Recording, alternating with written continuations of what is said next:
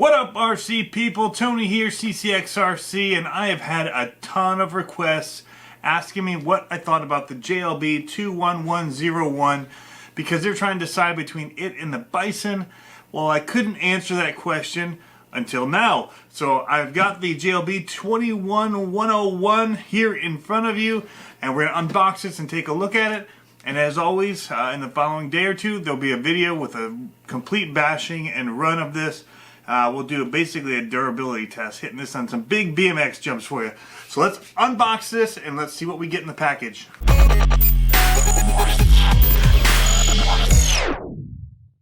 Alright, so as I open this, the box says that it's got all-terrain tires, bright LED lights, some somersault wheels, secure wheel bar set, wheelie bar basically, all bearings throughout, powerful ferroelectric system, yada yada yada. And now the moment you've all been waiting for. Ta-da! There it is. Wow, it's actually very pretty. The coloring on here, the blue, black, white, is super slick looking. And I'm gonna get the comments. I hear them already. Man, that looks just like an E-revo, and you are correct. It does look like an E-revo. Alright, so right away, as we pull this out, we'll just start looking at things. Alright, so first thing we're going to see here is the charger. It's a 2S3S LiPo balance charger, using your balance leads to charge. And it has the cable that just fell to the floor. Here, it's going to be an EU plug again, so you'll want to get an adapter if you're in the US. They're super cheap, so this is not a big deal. Alright, we'll get the truck out of the box and see what else is in here. Alright, so we have our transmitter. Nice sleek profile on it. So what do we have here? On-off switch right here. It's in the on position. We've got 3-channel. I'm not sure what I just switched there. Hopefully I'll haven't messed anything up.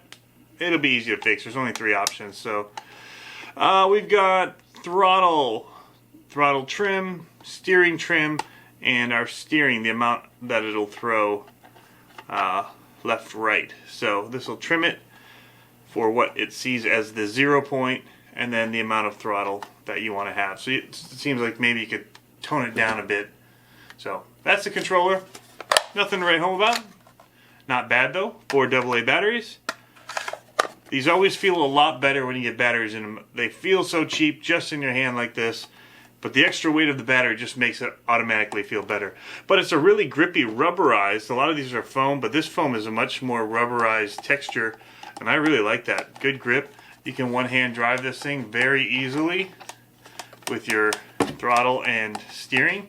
So that's nice if you're filming. Over here, we've got reverses for our throttle and our steering as well. So we've got instructions for the layout of all of it. Just a small, like, quick guide, it looks like. Transmitter adjustments, receivers, all of that. And the larger manual here with a sticker set where you can put headlights and all that on. Let's take a quick look at the manual here. See if there's anything out of the ordinary. Again, just telling what comes with it. Look at the layout, where everything is. Parts support here, which is great. I don't know where parts are going to come from. I know with the Bison it's pretty easy to get parts, and then you've got the exploded diagrams showing how it's all put together, which is great. So overall, this is not a bad manual. I did just notice a quick typo here. It says electronic startup instead of setup. Anyway, that's not a big deal. We all know what they're trying to say. This is interesting. I've never seen a car that came with plastic over the tires quite like this. Overall, the tires feel really plush. Nice grippy rubber. Not a bad tread on them. I'm guessing that they're a clone of somebody. I don't know enough about everything on the market to know what these might copy, but I'm sure somebody will say in the comments. But again, this is a nice looking rig.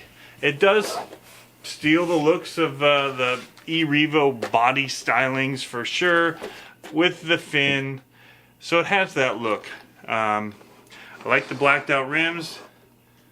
17 millimeter hexes on here, which are really beefy and nice. So, suspension, the front end's stiffer than the rear end.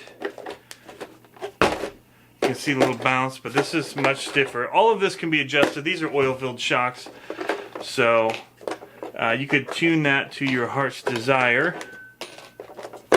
Here it is, the reveal of the innards. All right, it's nice looking. Very clean design on this, which I do like. It's very squared off chassis. I can feel on the bottom already the nice thick aluminum plate that they've got here. You can see the thickness by looking on the side here. But it's all recessed Allen key, which it comes with Allen wrenches. You can see your Velcro's coming through here, but nothing really should grab. The first thing that I do notice though is these arms are very, very thin, especially at the ends. It really tapers a lot going into the wheels here, so that'll be interesting. I know I have seen some of the people running these, and especially look at the top ones here. These are super thin, and you'll see where these kind of twist up, and I'm guessing that's because it doesn't have the width bracing to help stiffen these up, but we'll see.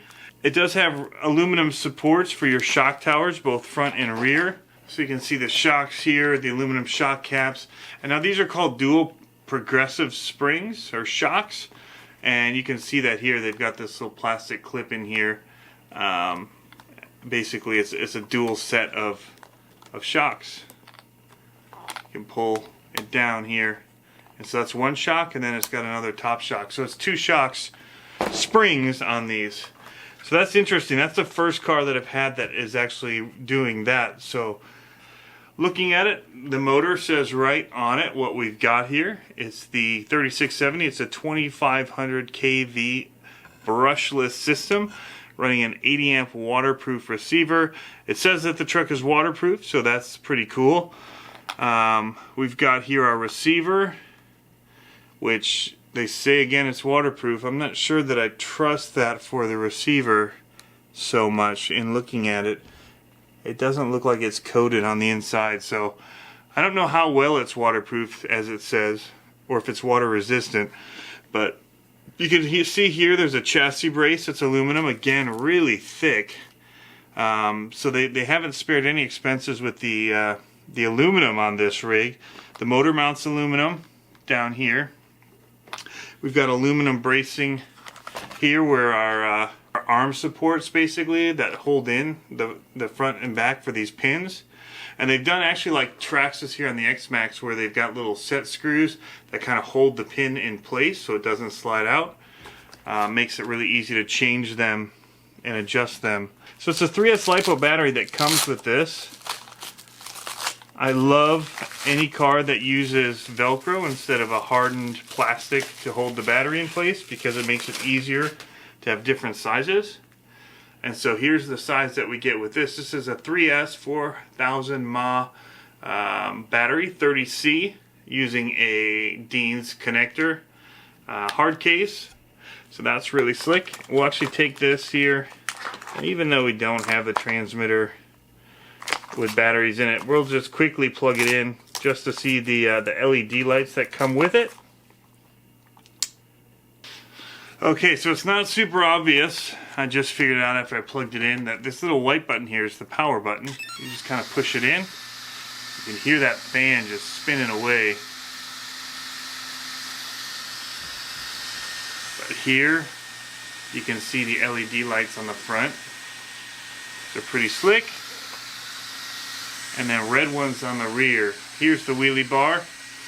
Wheelie bars are great, but they also break, especially jumping. So we'll see how long that lasts, but it's pretty easily replaceable. The fin, everything else about it, just seems pretty good. Seems pretty well built. It's definitely a hobby grade car as far as the build quality. The motor looks really clean and good. So we've got our servo underneath. I don't know any of the stats on that. I did read that it was metal gear, but don't quote me on that. I have not opened it up myself. And yeah, I'd be curious too what kind of gearing they have for a spur gear, if it's a plastic gear or if it's metal gear inside here. So let's go ahead and take that off and just look for you. Alright, so it looks like we just have to take off 4 Allens here. Now it does have a metal drive shaft that runs through the middle underneath this as well. So there's definitely a lot of decent parts on it, metal upgrades. So for just over 300 bucks, you're getting quite a bit in the upgrades already. And like I said, it's all very thick and it looks pretty well machined. So look at that. So it does actually have a metal spur gear and pinion gear in here. A lot of people will like seeing that. The Bison does not have a metal spur gear. It is plastic. So, unless you get the upgraded Bison. So you've got your drive shaft in here, which is metal as well. But everything, again, it just looks really clean. It looks really well assembled. And I'll go over it now that I've got the wrenches out, and we'll just make sure everything is tightened down so that we don't have any craziness when we're doing our first run. But see, that screw is pretty loose. So it's always nice when you get a new car like this, especially ready to run, to just kind of go over everything and make sure that it's snug. Now, one thing I don't like seeing, and I don't know if they're being manufactured in some of the same places, this is the same setup that the Bison has. And so what I thought might be a little bit better in this one would be the way that the shocks are mounted. But they've got that same plastic spacer in here on a long bolt that runs through. And it's got a lock nut here and another nut here. And it basically, this nut holds the screw in, but a lot of times it breaks right there at that spacer. And that's the condition right now that my Bison is in. I broke this. Now it's a really simple and cheap fix, and what I did is actually replace this with spacers, or actually replace this with washers, and so I have metal there, and so hopefully it won't flex as much. But you're still running on a pretty long bolt with basically a pivot point right here where it makes it on a big jump, something that'll snap. What I do like is I don't see on this what they have in the Bison. Instead of that bolt there, they use in the Bison a plastic like bushing that goes over this, and it pops in from the inside, and then the pin holds it in place when you screw it. But I broke that plastic bushing, so I have a kit of those. It's not a bad thing. It's, you know, $6 for like, I don't know, 6 of them or something. So I've got a bunch for repairs, but I do like this. It looks like better. Alright, so there's the unboxing of the JLB 21101. I probably could have opened the box and pulled it out and said, there's a tire, it looks like an E-revo, it's got a brushless motor and springs and shocks, and yeah, it looks cool. Go watch the other videos, because a lot of people have unboxed this already. There's run videos. A lot of people are asking me though, so I thought I'd open it up and give a look myself. Not that I think I'm going to do a better job than the other people, because there's already some really awesome unboxings of this vehicle. But I'm going to give it a test. You know, I really like the VKAR Bison, and so I have high hopes for this. It seems to be built well. I did mention the arms being a bit thin, and I've seen videos where they twist. I should point out that that's not necessarily a terrible thing, because they're not snapping. And you just twist the wheel and it straightens back out, and seems like it's fine after that. So that's not necessarily a horrible thing. It's kind of an oddity about it. And I'll see if I run into that when I'm running it and jumping it. So I know what can happen, so I'm prepared, and that helps. It won't scare me so much. Yeah, I mean, other than that, until I get it out and get it on the BMX jumps, I don't have a whole lot more that I can say about this. Other than thanks to Gearbest for sending this to me so that I could do the comparison that so many people have asked for. Once I do get this out, I'll get both of them on the bench. I do have to do a couple of minor repairs to the Bison. One of the best things that I found about the Bison is part availability. Because RC cars do break, I break a lot of mine. It just happens if you're running them hard. And so that'll be one of the things that I'll look up for when I do my review of this, or my first impressions. I'll try to have for you guys information about part availability on this, because that's something that is still an unknown for me. I wish I should have looked it up before I did this, but it came in the mail today. I wanted to unbox it because I'm hoping that tomorrow on my lunch break I'll be able to take this out for you guys and just get this thing bashing. So, got to charge up the batteries, and so we'll just say goodnight. Have fun RCing, guys. We'll catch you next time.